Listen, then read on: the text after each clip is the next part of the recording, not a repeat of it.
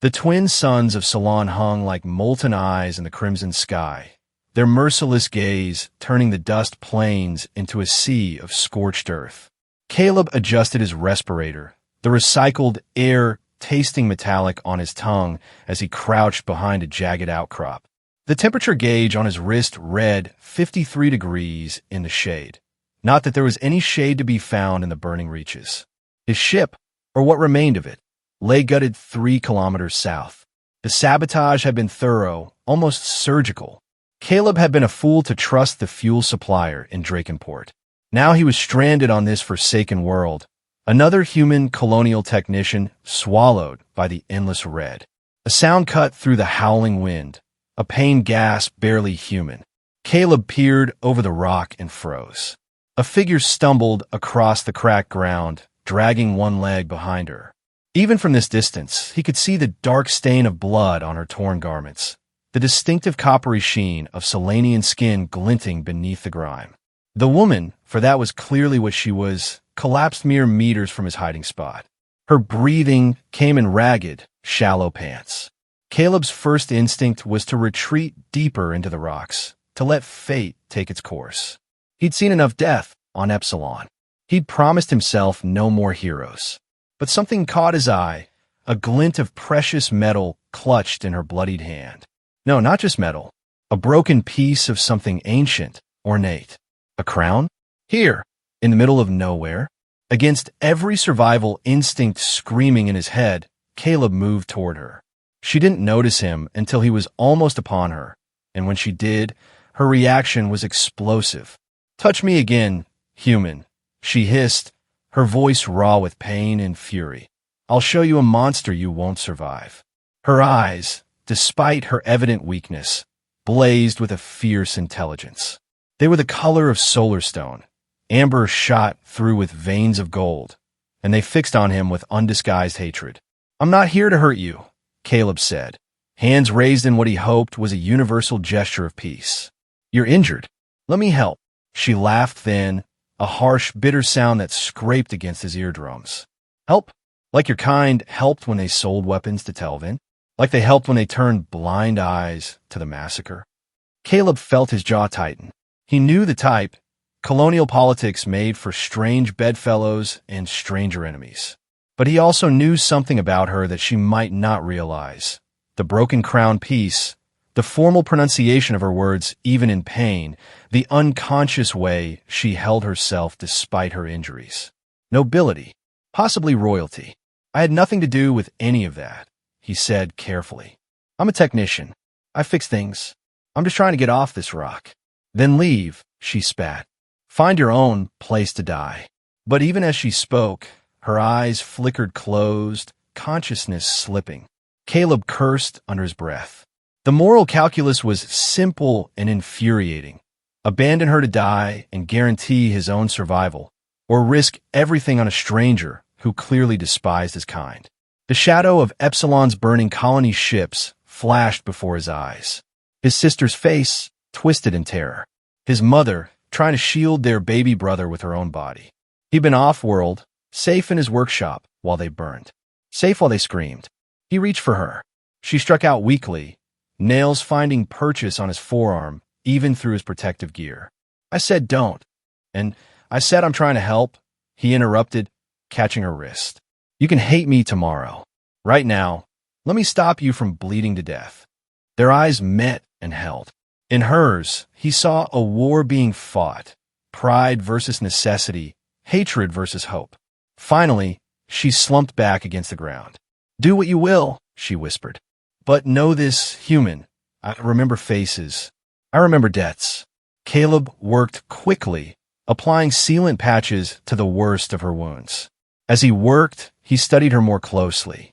Her features were sharp, angular in the way of her people, but there was a fineness to her bone structure that spoke of generations of careful breeding. Her dark hair, matted with blood and dust, had probably been lustrous once. The tattered remains of her clothing spoke of quality materials, intricate embroidery, now obscured by grime. "What's your name?" he asked as he wrapped her leg. She hesitated. "Lata." The name struck him as oddly familiar, but he couldn't place why. I'm Caleb. She said nothing, merely studied him with those disconcerting eyes. When he was finished with her immediate injuries, she tried to sit up, wincing. Easy, he said. You've lost a lot of blood. We need to move, she said, ignoring his concern. They'll find the body soon, and when they do, they'll expand their search. Body? She gestured vaguely to the north. The soldier I killed. He was alone, which means he was scouting ahead. The others will come. Looking when he doesn't report. A chill ran down Caleb's spine that had nothing to do with the temperature. Who's hunting you? Lada's laugh was hollow. Who isn't? Take your pick. Telvin's death squads, bounty hunters drawn by the reward, former allies who think they'll curry favor by delivering my head. She fixed him with a hard stare. You could name your price and live like a king. Return the lost princess to her usurper uncle. Princess. The word clicked into place. The crown fragment. The bearing. The hatred and fear in equal measure. Caleb groaned internally. Of all the stranded survivors he could have stumbled upon, it had to be fallen royalty with a target on her back the size of a small moon. I'm not interested in rewards, he said, helping her to her feet. But I am interested in staying alive. If you have a plan for getting out of this wasteland, I'm listening. She swayed for a moment before finding her balance. There's a place. Samar. In the Spine Mountains. If I can reach there, if they still honor the old allegiances, we might both survive. Unless you prefer to test your chances alone in the reaches, she said. I know the routes the patrols take. I know where to find water. I know which caves provide shelter from the dust storms. She studied him again. What do you know, human technician? How to fix your broken ship. How to call for rescue that will never come. How to survive when the twin suns cook your brain in its own fluids. She had a point, however unpleasantly delivered. Caleb retrieved his pack from behind the rocks, mentally cataloging its contents. Enough supplies for perhaps 5 days if he was careful. After that, Samar, he repeated. How far? 4 days' travel. 6 if we have to avoid patrols. She glanced at his pack. You'll need to share your supplies. I wasn't exactly prepared for a cross-country trek when they burned down my refuge. Every instinct Caleb had developed since Epsilon told him to walk away, to preserve what little he had, to think of himself first. But those same instincts had failed him when it mattered most, had kept him alive while others died. Maybe it was penance. Maybe it was stupidity. But he found himself nodding. We share everything equally, he said, and you don't kill me in my sleep. She smiled then, and it was like watching predator bare its teeth. I make no promises about what I'll do in your sleep, human. But for now, our fates are intertwined. She turned toward the shimmering horizon. We leave now. We travel by shadow and dawn, and pray that your luck is better than mine has been. As they set out across the endless red, Caleb wondered what madness had possessed him. The broken crown fragment glinted in Lada's hand, catching the dying light of the twin suns. It seemed to pulse with a promise, or perhaps a warning. In his pack, his own data crystal knocked against his spare tools, digital ghosts of a life destroyed by similar promises. Behind them, carrion birds began to circle. The cave was little more than a fissure in the ancient lava tubes, but it offered precious protection from the twin suns that now blazed at their zenith. Caleb checked the thermal shielding at the entrance one more time, ensuring the reflective material would mask their heat signatures from any passing drones. Paranoid, aren't you? Lada observed, sipping water from her ration share. The color had returned to her copper skin, though dark circles still shadowed her eyes. Cautious, he corrected. There's a difference. She snorted. In my experience, the only difference is survival time. They've been traveling for 8 hours, moving in the brief twilight between the setting of one sun and the rising of its sister. The burning reaches lived up to their name. The ground still radiated heat, even in darkness, and their boots had started to smoke during their last rest stop. Caleb pulled out his medical kit. Let me check your wounds. This time, she didn't resist, merely watched him with those unnerving eyes as he peeled back the makeshift bandages. The bleeding had stopped, but infection was still a risk. He applied fresh sealant and antibiotic gel. You're surprisingly competent for a colonial technician, she remarked. Basic field medicine, he said, required training for off-world work. He hesitated. After Epsilon, I learned more. She was quiet for a moment. I heard about Epsilon. The corporate wars. Collateral damage, they called it. Collateral damage doesn't scream, Caleb said flatly. It doesn't beg for help that never comes. He forced himself to focus on her wounds. Your turn. What happened to the Selenian monarchy? Last I heard, your people still believe in divine right. Lotta's hand unconsciously closed around the crown fragment.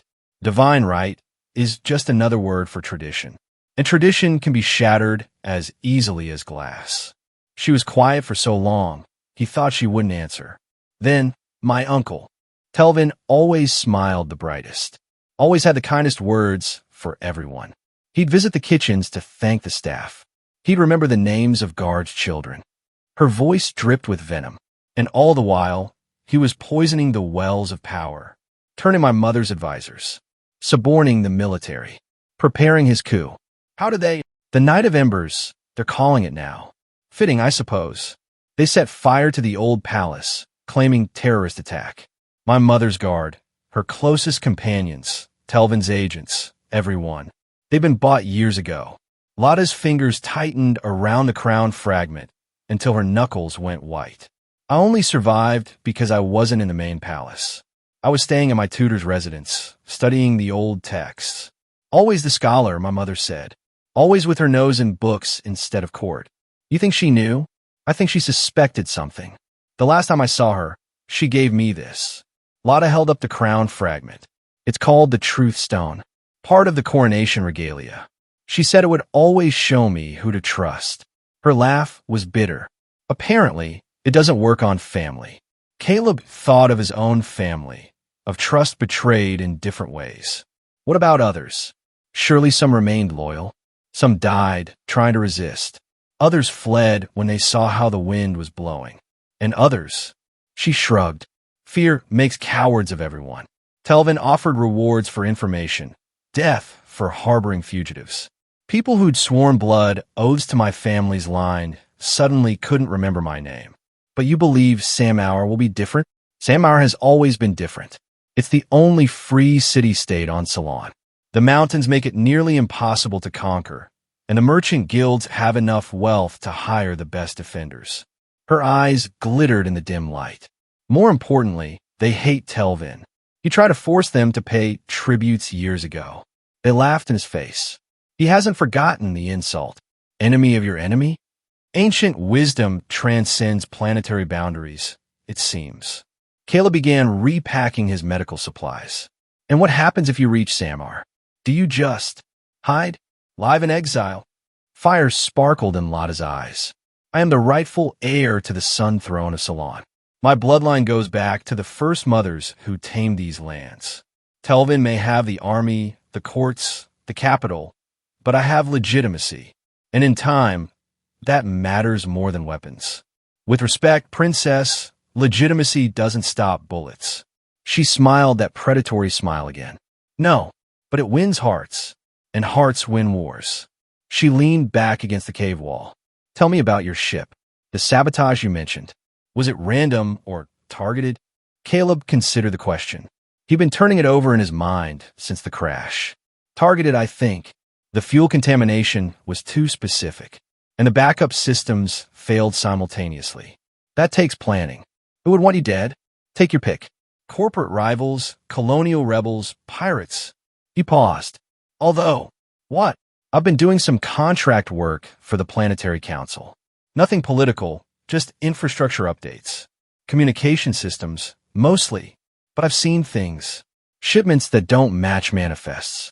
Military hardware showing up in civilian areas. Money changing hands that stays off the books.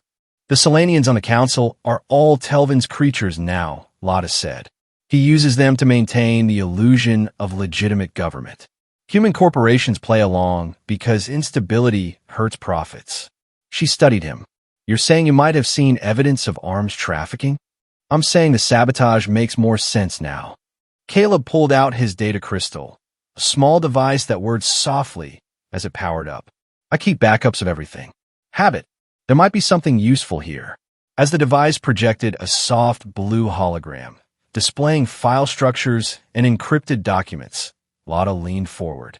What am I looking at? 6 months of system logs, financial records, shipping manifests. He scrolled through the files. And here, transport authorizations for heavy weapons, signed by council members, dated 3 days before everything changed. Lotta's breath caught. Can you access those files? The encryption is military grade, but Caleb began entering commands, his fingers moving with practiced efficiency. I built a backdoor into most systems I work on. Professional paranoia. The hollow display flickered, then resolved into a series of documents. Weapons manifests, payment records, names and dates. As the information cascaded before them, Lotta's expression darkened. These are weapons used in the city riots, she said, pointing to specific entries. The ones Telvin blamed on outside agitators to justify martial law. She looked at him. Your sabotage wasn't random. They were silencing a witness. A witness who didn't even know what he was witnessing, Caleb said grimly. I should have paid attention. Should have asked questions. Guilt is a luxury we can't afford right now, Lotta said. But information, that's a weapon. She gestured to the data crystal. Can you secure this? Copy it. If we can get this to Samhour, it could be exactly what we need. Caleb immediately began the backup process. As he worked, a sound reached them from outside, the distant pulse of engines. Both of them froze. Patrol Kraft, Lotta whispered. She crawled to the cave entrance, peering through the thermal shielding. 3 ships. Search pattern. They found the soldier faster than I expected. How close will they come? Too close. She turned back to him. Can your device send a transmission? Create interference? Not without announcing our position like a beacon, Caleb said, still working on the data transfer. But I might be able to do something about their sensors. He dug into his pack and produced a small device. Short-range EM field generator. It'll create sensor ghosts, confuse their readings for maybe 10 minutes. Do it. He activated the device, and immediately the air seemed to thicken with invisible energy. The humming of the patrol craft drew closer, then began to waver, their paths becoming erratic. We need to move deeper into the tubes, Lotta said, before they decide to investigate on foot. They gathered their possessions hastily, Caleb securing the data transfer before shutting down the crystal. The cave tunneled deeper into the lava tubes, gradually narrowing until they had to crawl. The suffocating darkness pressed around them, broken only by the weak glow of their emergency lights. After what felt like hours, but was probably only minutes, they found a small chamber where they could rest. The sound of the patrol craft had faded, but both knew the respite was temporary. They'll be back, Lotta said. Telvin's forces are thorough, if nothing else. How well do you know these tubes? Caleb asked. Well enough. They run for kilometers under the reaches. Ancient volcanic activity created a network that crisscrosses under most of the major trade routes. She pulled out a small device from her tattered clothes. I have a map, but it's partial. Your technical expertise could be useful. The map was indeed fragmentary, a collection of hand-drawn passages overlaid with digital waypoints. Working together, they cross-referenced it with planetary geological data from Caleb's crystal, filling in gaps and marking potential exits. If we can reach the Cold Creek Junction, Lotta mused, tracing a path with her finger, we might be able to surface near the old mining facility. From there, it's only 2 days to the foothills of the Spine Mountains. That's assuming the tubes are stable, Caleb warned. Some of these passages look ancient, partially collapsed. What isn't a risk at this point? She met his eyes. You could stay here. Wait for the search to move on. Make your way back to what's left of your ship. And do what? Sit in the desert, working on repairs that will take years without proper parts? Hope for a rescue that may never come. He shook his head. Besides, you'd probably die in the next cave collapse without my charming personality to keep you company. That earned him something that might have been an actual smile. Not the predatory grin from before, but something almost genuine. Careful, human. I might start thinking you're tolerable. Let's not go that far, he replied dryly. Shall we see if these tubes lead somewhere other than our graves? They pressed deeper into the network of lava tubes, time losing meaning in the endless darkness. Caleb's suit sensors showed they were moving roughly north by northwest, toward the mining complex marked on their combined map. The tubes varied wildly in size and stability. Some were vast chambers with soaring ceilings, others pinched down to claustrophobic passages barely wide enough for a single person. As they navigated, they fell into a rhythm of conversation. Perhaps it was the darkness, the isolation, or simply the shared danger, but the wall between them began to show cracks. "Tell me about Epsilon," Lotta said during one of their rest stops. "What were you doing there?" Caleb hesitated, old pains stirring. "Building things. I was the colony's firstborn son, raised to take over my father's engineering business. We specialized in terraforming equipment, atmosphere processors, that sort of thing." He traced patterns in the dust. The colony was growing fast. New settlements popping up every month. We couldn't keep up with demand. Sounds prosperous. It was, until the water rights dispute. The bitterness in his voice surprised him. Two corporations claimed the same aquifer. Both had colonial charters. Both had enough money to hire mercenaries. We were caught in the middle. "And your family?" "They were in the settlement when the fighting started. I was at the orbital station, overseeing equipment delivery. By the time I could get transportation back." He swallowed hard. The orbital blockade was already in place. I could only watch the bombardment feeds. They targeted civilian infrastructure first. Power grids, hospitals, schools. Said it was to prevent rebel fortification. Lotta was quiet for a long moment. "Did you ever find out which side killed them?" "Does it matter?" One set of corporate logos fired the shots. The other allowed it to happen. Both denied responsibility afterward. He laughed hollowly. The peace treaty divided the colony between them. A compromise, they called it. 2 months later, I found work on a transport headed here, away from anything that reminded me of that place. And yet here you are, in another war. "Not my war," he said automatically, then caught himself. Or it wasn't, until they tried to kill me too. "Everything is someone's war," Lotta said. "The only choice is which side to support."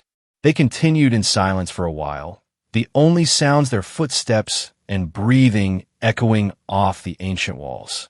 Eventually, the tunnel opened into another chamber, larger than the others.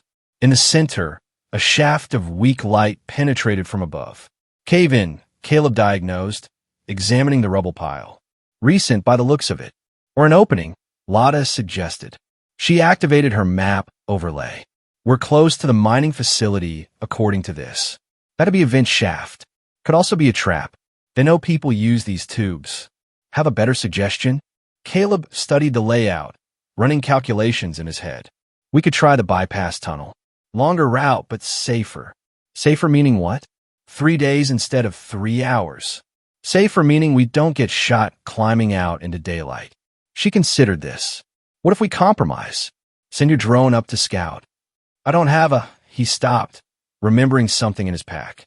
"Actually, I might be able to rig something." He produced a small maintenance spider, a crawling tool for tight spaces. Not designed for flight, but with some modifications. Working quickly, he attached a spare emergency light to one appendage and a miniature camera to another.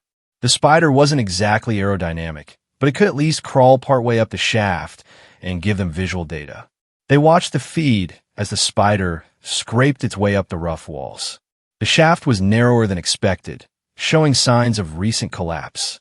About 30 meters up, the walls widened slightly as the natural cave met artificial construction. "Mining ventilation conduit," Caleb confirmed. "Probably runs to the surface station." The spider's camera panned across what it could see. Most of the passage was clear, though debris still littered the floor. More importantly, there was no sign of guards or sensors. "I say we risk it," Lotta decided. "Staying down here gets US nowhere." Caleb reluctantly agreed. They began the climb, using rubble as makeshift stairs for the first third of the distance.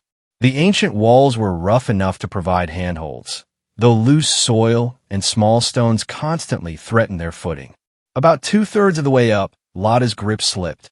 She slid several meters before Caleb could brace himself and catch her arm. For a moment, they hung there, the darkness yawning below them. I've got you, he said through clenched teeth. She was heavier than she looked, and the exertion was making his arms shake. I know, she replied, surprisingly calm. She found a foothold and took some of her weight back. Thank you. The simple acknowledgement caught him off guard. Just don't expect me to catch you every time. Noted. She resumed climbing. Though you're developing a habit of saving me. Don't read too much into it. Pure self-interest. Can't follow your map without you. Of course. Self-interest. They continued upward until the spider's light guided them into the artificial tunnel. The ancient mining operation had been abandoned for decades, and nature was slowly reclaiming what remained. Patches of bioluminescent lichen provided sporadic lighting, casting strange shadows on the walls. As they traversed the tunnel, Lada spoke again. Your data crystal. The evidence. Have you thought about what it means beyond my personal vendetta? I try not to think too far ahead these days. I mean, it proves a systematic corruption that goes beyond Telvin. Your colonial authorities, my planetary council, the merchant guilds, they're all connected, working together to profit from conflict. And how exactly do you plan to expose that? Trial by combat in the streets of Samhour. She shot him a sharp look. Samhour has influence beyond its walls. Banking guilds, trade networks, communication arrays that reach orbital stations and beyond. Information properly disseminated can topple regimes or get whistleblowers killed. You're rather cynical for someone who risked his life to save a stranger. I'm realistic for someone who's seen idealism ground into dust by politics. They emerged into a larger chamber, the old processing facility. Massive machines, silent for generations, loomed like mechanical ghosts. Conveyor systems snaked through the room, frozen mid-task. It was graveyard technology, a monument to abandoned industry. We should rest here, Lada suggested. Gather strength before the final push to the surface. Caleb agreed, setting up a makeshift camp using salvaged materials. As they shared rations, a thought occurred to him. Where did you learn to fight? He asked. You killed that soldier, and you move like someone trained. Royal education, she said simply. Combat arts are part of ruling class training, though I preferred the text to the training yards. She smiled wryly, much to my mother's dismay. She said I'd never need to fight my own battles. Seems like she was wrong. About many things, it turns out. Lada's expression grew distant. Did you know she still believed in the old ways? Divine right, sacred bloodlines, the monarchy as spiritual custodians of the planet? Even as evidence mounted of Telvin's ambition, she refused to believe family would betray family. Faith in people isn't a weakness. It is when those people are plotting your murder. She turned the crown fragment over in her hand. I keep telling myself I was too trusting too, that I didn't see the signs. But the truth is simpler. I was irrelevant. The scholarly princess buried in her books. Not a threat worth watching carefully until it was too late. Being underestimated can be advantageous. So I'm learning. She met his gaze. What about you? What did your family think of your choices? Leaving Epsilon behind, running away to uncharted stations. They're not here to judge, he said flatly. A harsh alarm suddenly echoed through the chamber. The ancient warning system, somehow, still functional. Both of them grabbed their weapons as searchlights flooded through broken windows and doorways. Thermal signatures detected in Sector 7, a mechanically amplified voice announced. All units converge. They found us, Lada hissed. The mining records must include these tunnels. Can we go back the way we came? Negative. They'll seal off the escape routes first. Standard search doctrine. She was already moving toward a secondary exit. There's a loading dock on the east side. Heavy machinery, defensive positions. We make our stand there. Stand? There could be dozens of them. You got a better plan in the next 30 seconds? He didn't. They ran through the maze of industrial equipment, alarms blaring around them. The loading dock was as she described, a raised platform with heavy blast doors and multiple levels of catwalks. Automated defense turrets had been stripped out long ago, but the basic architecture provided natural cover. How many? Caleb asked, checking his weapon charge. Standard energy pistol, maybe 20 shots before needing a cooldown cycle. 6 dropships, Lada reported, peering through a broken window. Full tactical squad per craft. 36 at minimum. Perfect odds. We don't need to win, she said. Just survive. The twin suns set in less than an hour. In darkness, with the dust storms the evening transition brings, we might slip away. Might. Caleb thought about the many times might had failed him. But what choice did they have? The first assault came fast and professional. Gale troopers in adaptive camouflage breached through multiple entry points, moving in coordinated fire teams. Caleb and Lotta had taken positions on the upper catwalks, giving them sight lines on the main floor. Suppression bursts only, Lotta instructed. Save ammunition. They opened fire as the first team swept through the loading bay. The energy blasts created strobing lights in the dimness, accompanied by the sharp ozone smell of superheated air. 2 soldiers fell immediately, their combat effectiveness reduced by the defensive advantage of height. But the attackers adapted quickly. They began using smoke grenades and flashbangs, coordinating their advance with military precision. Each time Caleb or Lotta fired, they drew return fire that forced them to relocate. They're hurting us, Lotta realized, pushing us toward. An explosion rocked the catwalk where she'd been standing moments before, metal screeching as support struts failed. Only quick reflexes saved her from a fatal fall. Shaped charges, Caleb identified. They're not trying to capture. No, they're trying to guarantee. She cranked on her weapon's power setting. Time to thin the herd. She leaned out from cover and fired a sustained burst at the gathered soldiers below. The higher power setting made her shots more devastating but depleted the energy cell faster. 3 troopers went down, their armor failing against the sustained impact. But it also revealed their position. Counterfire concentrated on their location, forcing them to abandon their vantage point entirely. Stairwell, Caleb shouted, laying down, covering fire as Lotta sprinted for the emergency stairs. They descended 2 levels before the pursuit forced them to turn and fight again. In the confined space of the stairwell, the battle became intensely personal. No room for energy weapons, too much risk of backlash. It devolved into close combat, where Lotta's training showed its worth. She moved with fluid precision, turning the soldiers' own momentum against them, using the walls and steps as leverage points. Caleb, less skilled but no less desperate, fought with mechanical efficiency. His maintenance tools became weapons, a power driver to a throat, a magnetic wrench to a knee joint. They were improvising, surviving by sheer determination. They reached the ground floor, but found their path blocked by additional reinforcements. The loading dock's secondary exit offered their only chance. Caleb remembered something. The environmental controls, he said quickly. This is an old mining facility. They used atmospheric extractors to process. Or, what about them? If we can overload the system, create a pressure wave. Lotta understood immediately. Distraction. Buy us time. Do it. While she held the stairwell, Caleb accessed the maintenance panel. Despite the age of the system, the basic functions were still operational. He bypassed safety protocols and began force-cycling the atmospheric pumps. The sound started as a low whine, then built to an ominous rumble. The extractors, designed to handle tons of rock dust and industrial particles, began drawing in massive quantities of air from the surface. Doors rattled. Loose debris started swirling in miniature tornadoes. Get ready, he shouted to Lotta. She turned to him. This won't kill them. Doesn't need to. Just needs to. The pressure wave hit like a battering ram.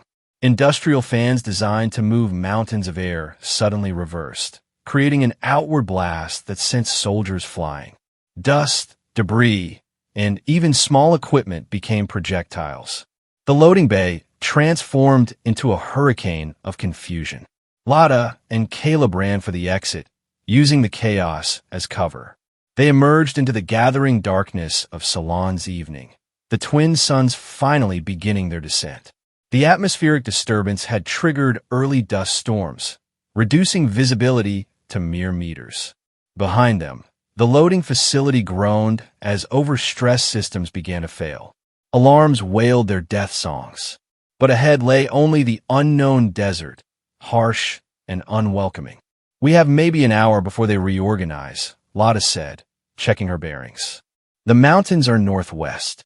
If we can reach the foothills before they deploy air support. If they haven't already called for reinforcements from orbit. One crisis at a time. She paused, studying him in the dim light. You saved us back there. I was quick thinking. We saved each other, he corrected. Your combat skills, my technical knowledge. Seems we make a functional team. Don't get accustomed to the idea, she replied, but there was no bite in her voice. Cool me. The night is our ally, but only if we use it wisely. They disappeared into the swirling dust, the ruins of human ambition at their backs, and the promises of ancient mountains ahead. The hunt continued, but the prey had evolved. The dual moons rose through the dust clouds, casting a bloody glow across the wastelands. Caleb and Lotta had maintained their pace for hours, racing against the inevitable pursuit. Each step took them closer to the Spine Mountains, whose jagged peaks now dominated the horizon like broken teeth. Caleb's feet were blistered inside his boots, his lungs burning from the harsh air despite his respirator. Beside him, Lotta moved with grim determination despite her earlier injuries. The medical patches he'd applied were taking their toll, his emergency supplies nearly depleted. Movement 2 kilometers east, Lotta hissed, dropping behind a stone outcrop. Ground patrol. Caleb quickly checked his sensors, confirming the reading. 6 heat signatures. Moving in formation.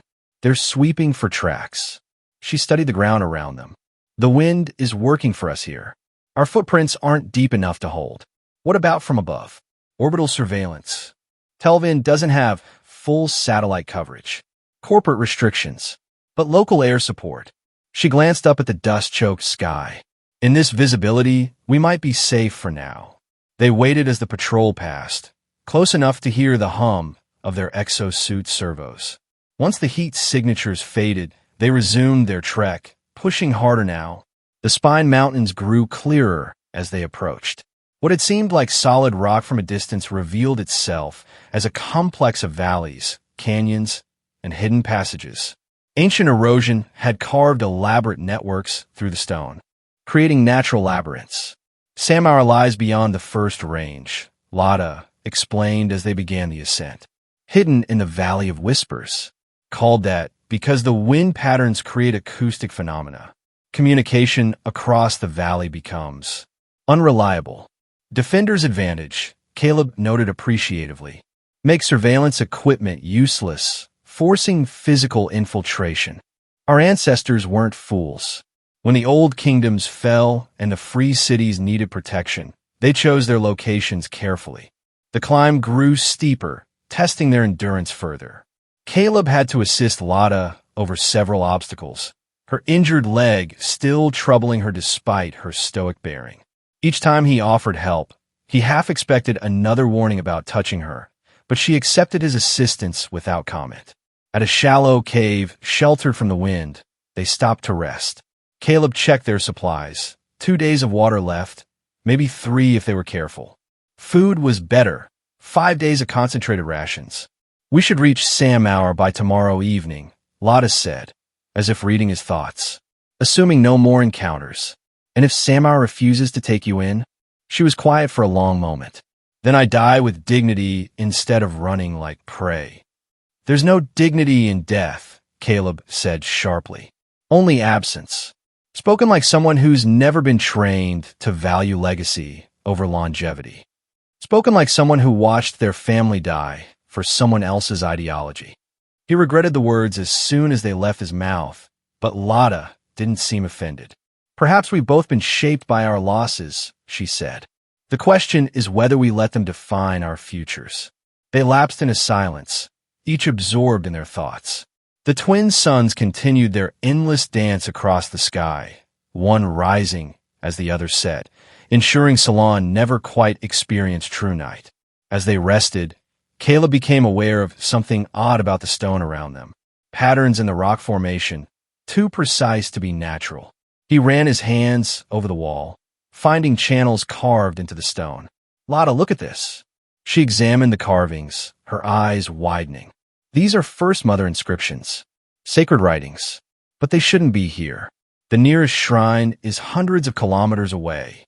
What do they say? It's ancient script. Something about protection for the marked ones. She looked at him. Was this cave a refuge point? Part of some old pilgrim route? Feel that air current? He pointed to where he felt a slight breeze. There's a connection to a larger space. Maybe these mountains had settlements once. They investigated the source of the air movement, discovering a narrow passage that angled down into darkness. The inscriptions continued along the walls, growing more elaborate. I can actually read more of this, Lotta said, tracing the carvings carefully. It speaks of sanctuary, hidden places prepared for times of great trial. Should we explore? The carvings indicate this passage connects to other refuges. If Samhour is compromised, having alternate routes, they decided to follow the passage for a short distance, marking their route carefully. The tunnel opened into a chamber that took their breath away. It was a vast underground city, abandoned but remarkably preserved. Buildings carved directly from the mountain stone rose in tiers around a central plaza. Systems for water collection and air circulation were ingeniously integrated into the architecture. Most striking were the murals covering every surface, depictions of Selenian life from before their recorded history. By the first mothers, Lotta whispered, "This is the City of Echoes. I thought it was mythological. You knew about this place?" Stories only. Tales that the original settlements went underground during the Great Burning, when the twin suns aligned in a way that scorched the surface for a decade. She moved through the chamber like someone in a trance. These murals, they show technologies I've never seen. Communication arrays that predate the colonial era.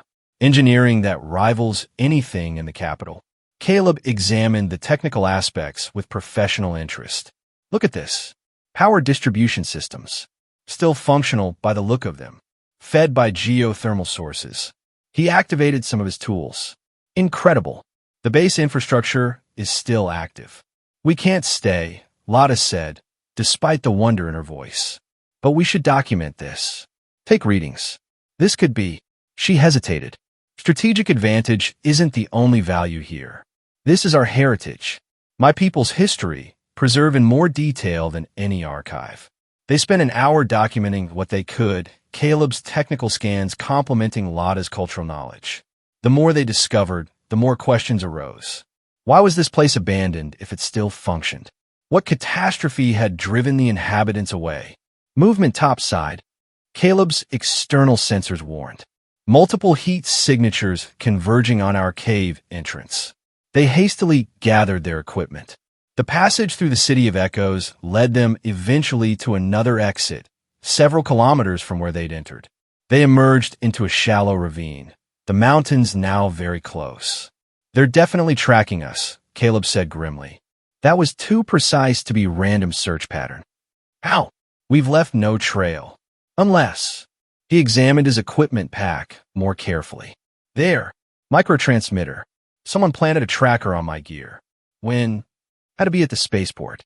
Damn it." He crushed the tiny device. "That explains why they found us at the mining facility so quickly. Can they track us now?" "No, but they know our general direction. And with their support..." He studied the mountains. "We need to reach Samhour before they can coordinate a full blockade." The final approach to Samhour tested every remaining ounce of their endurance. The Valley of Whispers lived up to its name. Wind currents created strange acoustic effects, making it impossible to trust what you heard. Echoes multiplied and distorted, turning small sounds into phantom presences. The city itself was built into the valley walls, a marvel of architectural integration. Multiple levels of buildings, connected by bridges and platforms, rose like an elaborately carved cliff face. Only someone who knew what to look for would even recognize it as a settlement from a distance. As they descended into the valley's hidden entrance, guards materialized from camouflage positions. "Identify yourselves," the lead guard demanded, weapon trained on them. "I am Lotta, daughter of Neria, rightful heir to the Sun Throne," Lotta announced with royal bearing. "I seek sanctuary and aid against the usurper, Telvin." The guards exchanged glances. "We've heard the stories. Telvin's gold has been offered for your capture. You cannot be surprised that I still live, Lotta replied. Search your hearts. Do you see pretender or princess before you? The guard captain studied her for a long moment. I served under your mother's guard. You have her eyes. He gestured to Caleb. And this one, my ally. He has preserved my life and carries evidence of a usurper's crimes. The guards conducted them through narrow passages and across precarious bridges into the city proper. Samar revealed itself as a thriving community existing in defiance of the surface world's chaos. Markets bustled in terraced plazas, children played on rocky terraces, and workshops hummed with industry. They were brought before the Council of Merchants, who governed Samor's affairs. The chamber where they convened was carved from the living rock, with crystalline formations providing natural lighting effects. Princess Lotta, the eldest counselor, addressed her. Your presence brings both honor and peril to our city. Telvin's reach grows longer each day. 5 scouts from the capital probed our approaches just yesterday. I ask only for temporary refuge, Lotta replied diplomatically, and perhaps assistance in reaching those who still honor the old allegiances. The old allegiances have new costs, another counselor said gravely. The mountain passes are watched. Supply convoys face increasing harassment. It's as if Telvin knows something approaches. Perhaps he does, Caleb interjected. If I may. At Lotta's nod, he continued. We carry evidence of systematic corruption, weapons trafficking, manipulation of colonial authorities, assassination orders. Documentation that proves Telvin's regime reaches beyond Salon's borders. The counselors leaned forward with interest. Show us. Caleb activated his data crystal, projecting the holographic evidence they'd gathered. As the documents scrolled past, the counselors' expressions grew more serious. This changes things, the elder admitted. If verified, this could shift colonial authorities' stance entirely. They've maintained neutrality by claiming internal affairs. But illegal arms trafficking is external, another finished. And conspiracy to sabotage colonial facilities definitely is. We have transmission capabilities, the elder decided. Quantum encrypted channels to orbital stations. If we can get this to the right authorities. With respect, Lotta interrupted, my immediate concerns are survival and reclaiming my throne. Larger galactic politics can wait until Telvin no longer threatens to slit my throat. The elder counselor smiled. Of course, princess. We offer sanctuary. But surely you realize, the largest army cannot be defeated by stone walls alone. Politics may be your truest weapon. They were assigned quarters in the upper levels of the city, with sweeping views of the valley below. Caleb found himself exhausted beyond measure, the accumulated stress and physical exertion catching up now that they were relatively safe. You saved me again, Lotta said as they inspected their accommodations in the council chamber, speaking for the importance of my cause. Enlightened self-interest, he replied automatically. The data crystal proves I was targeted for assassination. Helping you clear Telvin helps clear me. Always self-interest, she mused. What would it take, I wonder, for you to admit you might actually care? Care about what? Justice? Truth? Perhaps. She hesitated. Perhaps even me, as more than a convenient ally? The question hung between them, more vulnerable than any admission of weakness she'd made. Caleb found himself looking at her truly for the first time since they'd met. Not as a royal title or a survival partner, but as a person. The smudges of grime on her copper skin, the exhaustion lines around those striking amber eyes, the stubborn set of her jaw even in weariness. I care, he said carefully, about not watching another person die when I might have prevented it. That's not nothing, she said softly. No, it's not nothing. The next morning brought both opportunity and crisis. The council had successfully transmitted Caleb's data evidence to a sympathetic colonial administrator. Responses were already coming in. Interest from law enforcement agencies, human rights watchdogs, even some corporate interests who'd been muscled out by Telvin's regime. A diplomatic inquiry has been launched, the elder counselor reported. Colonial authorities are sending a fact-finding mission. They'll arrive at the capital in 3 days. Telvin won't let them anywhere near the truth, Lotta said. He'll fabricate evidence, prepare false witnesses. The official narrative will hold. Unless, the counselor suggested, they had an alternative source. A witness beyond his reach.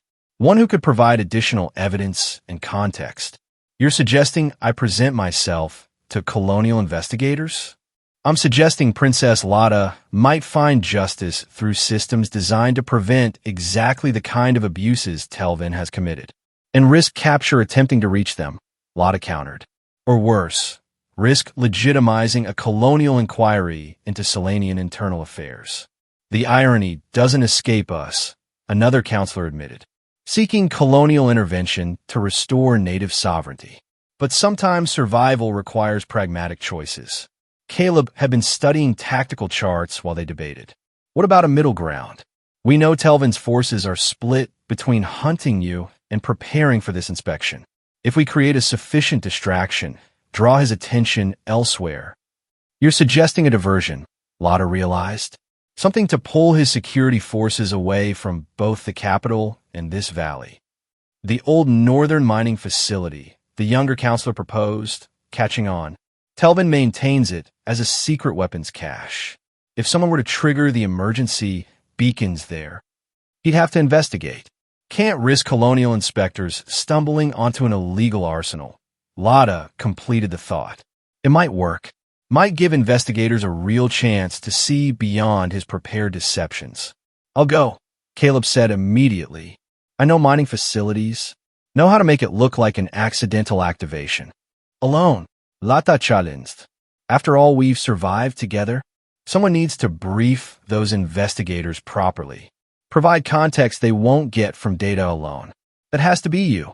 She started to argue, then stopped. You're right. Much as I hate to admit it. She managed a wry smile. Apparently survival has taught us both pragmatism. The council moved quickly to prepare both parts of the plan. Caleb would take a fast mountain skimmer to the northern facility. A 4-hour journey that could be cut to 3 if he pushed hard. Meanwhile, Lotta would prepare for discreet transport to the capital, time to arrive shortly after colonial investigators. Remember, Lotta told him as they prepared to part ways. The beacon activation needs to look plausible. Make it seem like regular maintenance, somehow triggered alerts they can't ignore. I won't go down without a fight, he replied, checking his equipment. Those guards yesterday reminded me that I have some survival instincts left. She reached out then, grasping his arm. The contact surprised them both, the first voluntary touch between them. You've kept me alive this far. Don't get yourself killed playing hero now. I'm not being a hero, just taking care of unfinished business. He met her eyes directly. Make sure their investigation means something. Find the truth. Change this place. I'll do my best. That's more than most get. He turned toward the waiting skimmer. Try not to start any more revolutions before I get back. No promises, human. As Caleb disappeared into the mountain passes, Lotta felt a weight settle on her shoulders. Not just of responsibility for her people's future, but of concern for one man's safe return. When had that happened? When? Had the human technician become more than just a convenient ally? The northern mining facility clung to the mountainside like a mechanical parasite, its industrial architecture at odds with the natural beauty surrounding it. Caleb approached carefully, scanning for security measures. His instruments detected automated defenses, sensor grids, and at least a squad's worth of heat signatures inside. The public access routes were too well monitored. Instead, he found a maintenance conduit system, cramped passages designed for repair spiders and emergency access. It took him over an hour to navigate the network, but he eventually emerged inside the facility's lower levels. The weapons cache exceeded even their intelligence reports. Row upon row of advanced armaments, enough to equip a small army. Caleb recognized several designs that were strictly prohibited under colonial treaties. Telvin hadn't just been stockpiling to maintain power. He'd been preparing for serious military action. Finding the emergency beacon system proved straightforward. Like all mining facilities, it required regular testing. Caleb's plan was to create evidence of such a test gone wrong. He carefully adjusted the beacon's systems, introducing a fault that would cause a cascading activation. When triggered, it would broadcast on multiple bands, including frequencies monitored by colonial administrators. As he worked, he recorded everything: visual proof of the illegal arsenal, technical documentation that would prevent denial, all uploaded to his data crystal's secure partition. The activation sequence initiated without incident. Emergency lights began flashing, and proximity alarms wailed their warnings. Caleb allowed himself a moment of satisfaction before the inevitable happened. Blast doors sealed automatically. Override controls failed to respond. The facility's AI detected an intrusion in the maintenance system and activated lockdown protocols. Suddenly, Caleb wasn't implementing a plan. He was fighting for his life. Security responses included atmosphere venting, presumably to neutralize any saboteurs. His suit protected him, but the air supply was limited. He needed to find a way out before it ran dry. Guards converged on his position with military efficiency. Unlike the soldiers they'd faced before, these were Telvin's elite, better equipped, better trained, utterly ruthless. Caleb barely avoided the first patrol, hiding in a gap between weapon racks as booted feet passed mere centimeters away. His original exit route was cut off. He needed to improvise. The facility's schematics, memorized during his infiltration, offered limited options. The main hangar might offer escape routes, but it would be heavily guarded now. Desperation led to inspiration. The weapons cache contained more than conventional armaments. Energy weapons had power requirements that exceeded standard facility infrastructure, meaning there had to be supplementary power conduits designed to handle massive loads. If he could overload those systems, working swiftly, Caleb accessed the power distribution controls.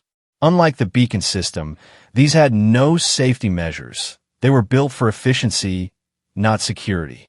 He began rerouting power flows, creating feedback loops that would stress the system to its limits. The facility's AI detected the anomaly and attempted to compensate. Caleb responded by accessing the maintenance logs he'd discovered, introducing false command sequences that confused the AI's decision-making processes. It was electronic warfare, using his opponent's own systems against them. Warning klaxons added their voice to the chaos as power fluctuations grew severe. Lights flickered erratically. Some weapon systems began powering up on their own, overriding safety protocols. In the middle of this technological crisis, Caleb made his move. He sprinted through corridors lit only by emergency panels and the occasional discharge of energy weapons, responding to phantom threats. Guards struggled to maintain control as systems failed around them. The facility was destroying itself from within. A massive explosion rocked the lower levels, power conduits finally exceeding their capacity. The blast wave knocked Caleb to the ground, but also obliterated the section between him and his exit route. He pressed forward through smoke and sparks, his suit's sensors barely functional. The hangar was chaos.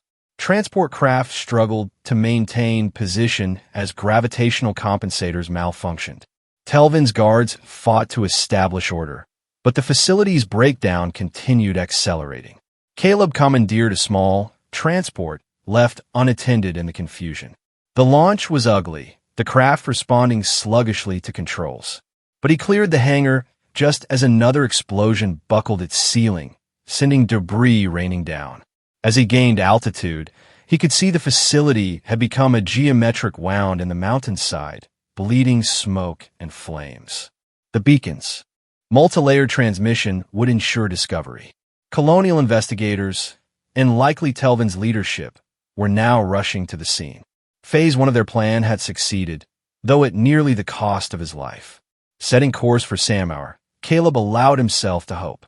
They'd bought Lada her opportunity. Now everything depended on whether she could succeed where politics met power. The valley appeared on approach scanners. Home, however temporary. And beyond it, somewhere in the capital, Lada faced challenges of a different kind. As his transport descended through the acoustic maze of the Whisper Valley, one thought dominated all others. They had to survive long enough to see if justice was still possible in this broken world. The transport settled on the landing platform with a mechanical sigh. Caleb emerged to find guards already approaching, their expressions grim. He knew immediately something had gone wrong. "Where's the princess?" he demanded. "Departed an hour ago," the commander responded. Intelligence from the capital suggests an assassination attempt was planned. She moved early to stay ahead of it. Status: unknown. Communication blackout is deliberate for her protection. But he hesitated. The facility explosion has been confirmed. Telvin's forces are mobilizing in response. The investigators arrived early, but were refused landing rights at the capital. They've redirected to orbital station until the situation stabilizes. Caleb processed the information rapidly. The plan was falling apart, but not every piece. Where's the council? War Council, actually. The situation has forced their hand. Telvin has demanded that Samhour produce its leadership for protective custody. A polite way of saying surrender. And why don't you ask them yourself? The War Council chamber crackled with tension. The merchant lords of Samhour had gathered emergency assets, private security forces, independent miners with industrial equipment, even some militia from the lower valleys. The force wasn't large, but it was motivated and knew the terrain intimately. The situation has accelerated beyond control. The elder counselor informed the assembly as Caleb entered. Telvin interprets our silence as rebellion. He's preparing to move against us. And Lata, last report placed her 20 kilometers from the capital, traveling under deep cover. The counselor studied his maps. She plans to bypass Telvin's central defenses. There are supporters within the city, loyalists who never accepted the coup. If she can rally them. It's suicide, Caleb stated bluntly. Telvin knows she's coming. This could be exactly what he wants, draw her into an ambush. Perhaps. But we have little say in the matter now. The counselor indicated various markers on the tactical display. Our concern is Samhour's defense. Telvin's advance forces will reach the valley within 12 hours. Full army within 24. The acoustics, Caleb remembered. The valley's natural defenses, can they be enhanced? Create even more confusion for attackers. The council turned to him with interest. Explain. Over the next several hours, Caleb worked with Samhour's engineers to implement an idea. The valley's acoustic properties stemmed from precisely positioned rock formations, creating resonant chambers. By augmenting these with carefully placed sonic projectors, salvaged from mining equipment, they could amplify the effect dramatically. The defensive system they created wouldn't stop an army, but it would slow them down, force them to advance carefully, diminish coordination between units, create opportunities for ambush by smaller, more maneuverable forces. As preparations continued, news from the capital painted a complex picture. The colonial investigators, unable to land directly, had established contact with opposition figures still operating within the city.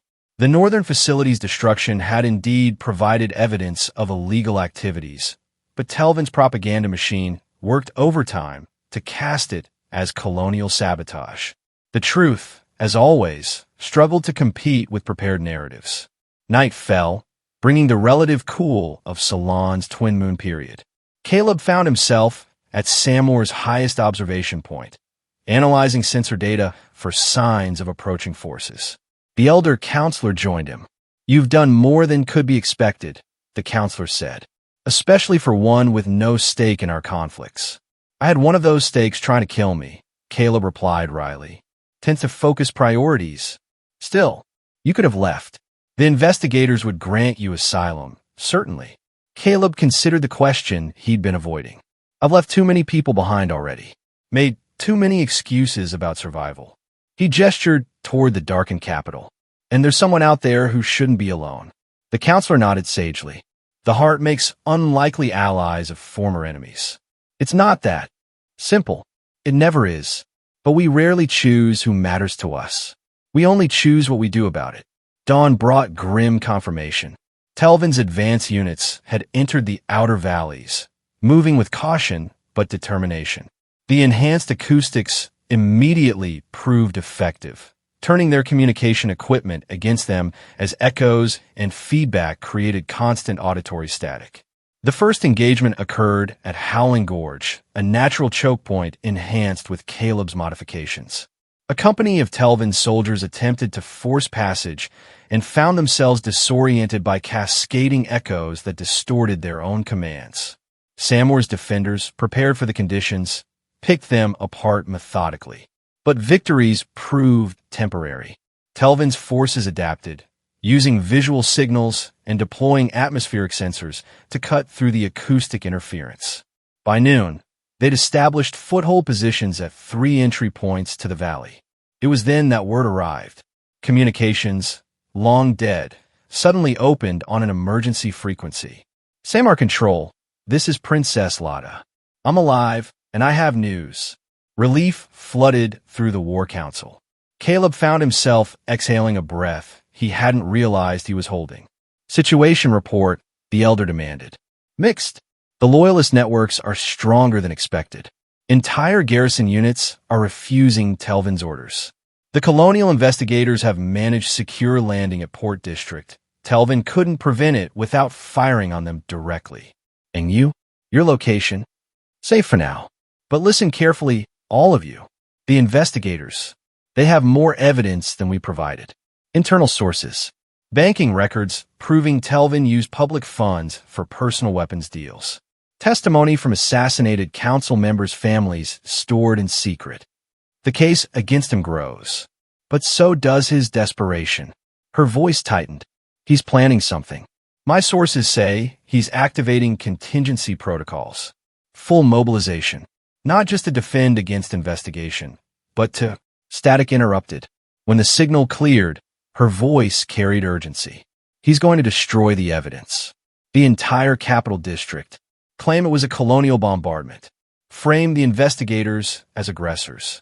Silence gripped the War Council. The implications were staggering. If Telvin destroyed the heart of Ceylon's government, he could reshape truth itself.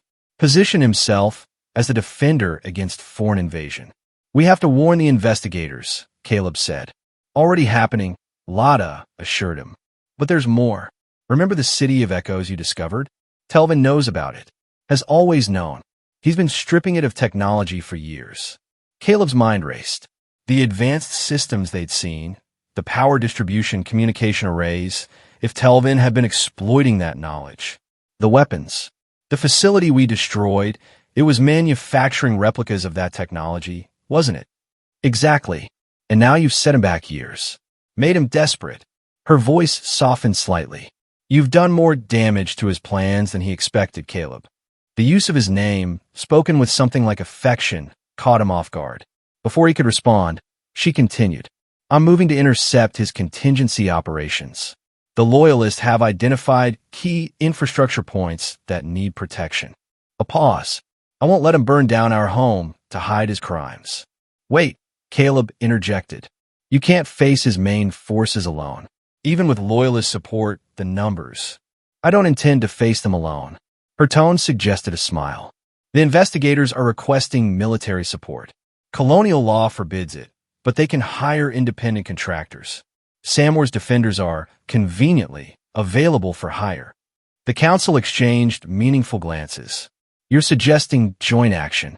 I'm suggesting we end this. Telvin positioned himself between his people and justice. It's time he step aside. The elder counselor stood straighter. Samor's blade stand ready. Terms. Standard rate for protective services. With one stipulation. Again, warmth in her voice. Caleb commands the technical division. If anyone can prevent Telvin from accessing Echo City technology in desperation, it's him. Agreed, Caleb said before the council could object. Where do we rendezvous? Coordinates followed. A meeting 30 kilometers from the capital, where investigator forces, Samar defenders, and capital loyalists would coordinate the final push against Telvin's regime. As the council mobilized their forces, preparing for departure, Caleb gathered his equipment. The data crystal, now duplicated and distributed, had served its purpose. But new challenges awaited.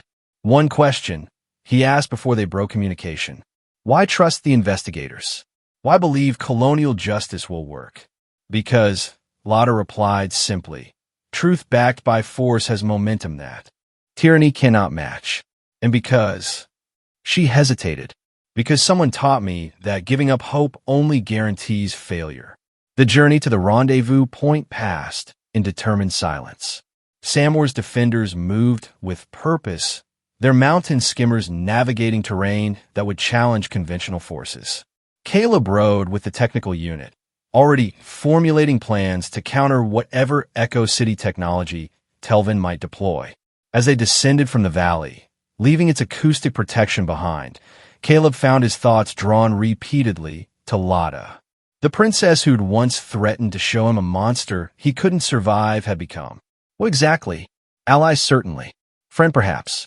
Something more remained undefined, suspended in the urgency of events. The rendezvous revealed the scope of opposition to Telvin's rule. Colonial investigators provided diplomatic legitimacy, their presence forcing certain rules of engagement. Loyalist forces from the capital added local knowledge and internal support, and Samor's battle-tested defenders contributed technical expertise and mountain warfare skills. Lotta stood at the center of this coalition, transformed from hunted refugee to resistance leader. She moved with confidence among the various factions, speaking in measured terms to investigators, offering command decisions to loyalist generals, conferring technical details with Samor's engineers. When she finally approached Caleb, her bearing remained professional, but her eyes held something warmer. Your modifications to the valley defenses held them off perfectly, she said. We might not have had time to organize without that delay. They'll adapt quickly. Telvin's no fool. No, he isn't, which is why this ends today. She indicated a detailed map of the capital. His contingency plan involves power stations here, here, and here. Sequential overloads designed to mimic orbital bombardment. We prevent that. We prevent his narrative. And if he's already prepared his targets, then we'll need to execute shutdowns manually. High-risk insertions via underground access points that he may not know about. Caleb studied the proposed entry points, noting they required technical expertise to navigate safely. I'll lead those teams. I expected nothing less. She hesitated. There's something else. Intelligence suggests he may activate stolen Echo City technology as a final defense. Equipment we couldn't identify from your survey data. Whatever it is, it'll have vulnerabilities. All technology does. Caleb. She touched his arm, drawing his attention directly. If something goes wrong, if I don't, you will, he interrupted firmly.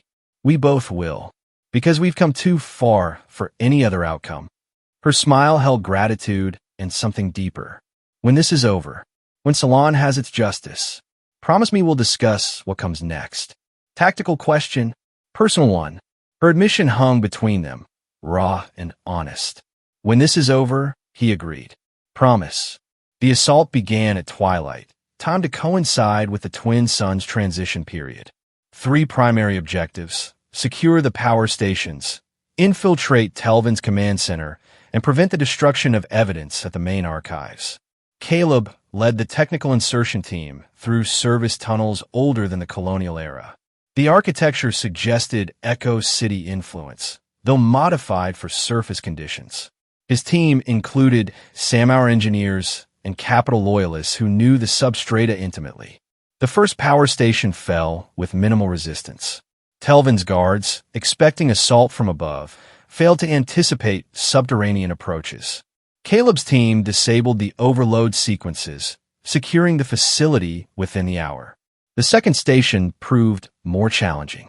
Telvin had installed additional security, including energy barriers that required specific countermeasures.